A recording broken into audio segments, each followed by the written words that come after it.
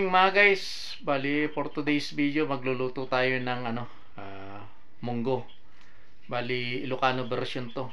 So imbis na patis sa mga Tagalog yung ginagamit na panggisa, gagamit tayo ng bagoong. Yan yung mga ginagamit ng mga Ilocano. Yun yung panimpla nila sa munggo. So pakita ko sa inyo yung mga ingredients natin guys.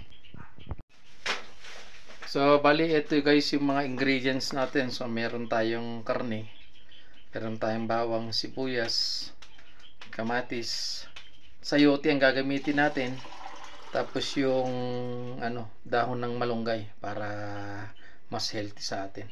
Tapos syempre yung bagoong, tsaka bitsin, at napalambot na rin natin yung munggo. So yan guys, bali umpisa na natin maggisa. So ayan guys, balintay lang natin minute yung mantika, tsaka natin unang iano muna tong yung karne. Medyo prito natin ng konti para mas lumasa dun sa lulutuin nating munggo. Kasama ko nga pala dito yung misis ko, busy. Ayan. Busy. So tayo ang nakatokang magluto. Hintayin lang natin minute yung mantika guys. So ayan guys, nilagay na natin tong karne. Medyo pag-brownin natin ng konti para mas lumasag sa luluto natin munggo. So ayan guys, medyo brown na siya. So ayan guys, medyo brown na yung karne. Pagsabayin natin yung bawang tsaka sibuyas.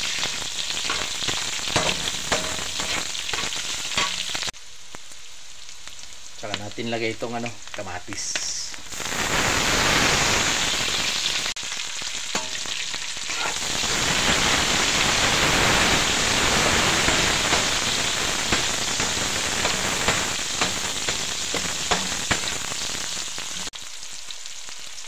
So ayan guys, bali lalagyan natin ng bagong. Ito yung ginagamit ng mga Ilocano. Ganito sila magluto. Bagong inahalo nila sa munggo.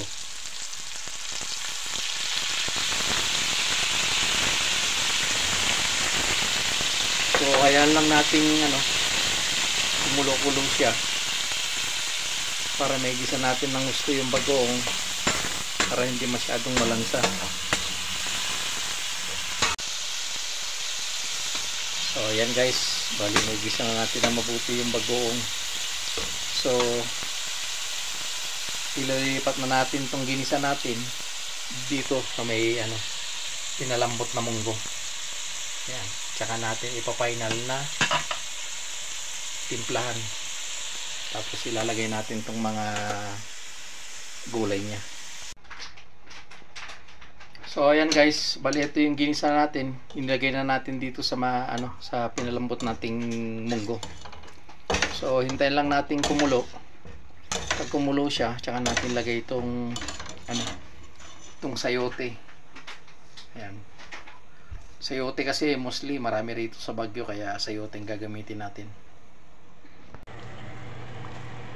So ayan guys, kumukulo na yung munggo natin. Lagyan na natin itong sayote. Ayan. Tsaka natin haluin.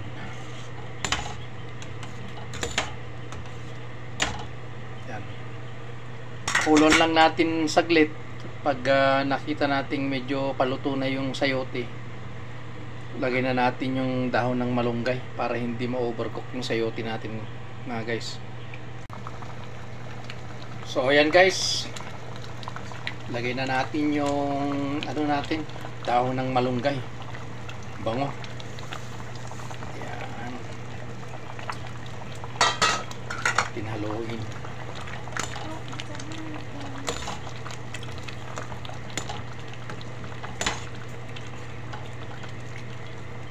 Ayan.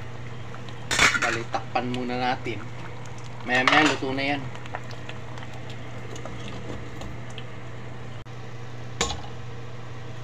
So ayan guys, bali luto na tong munggo natin. Ayan bango.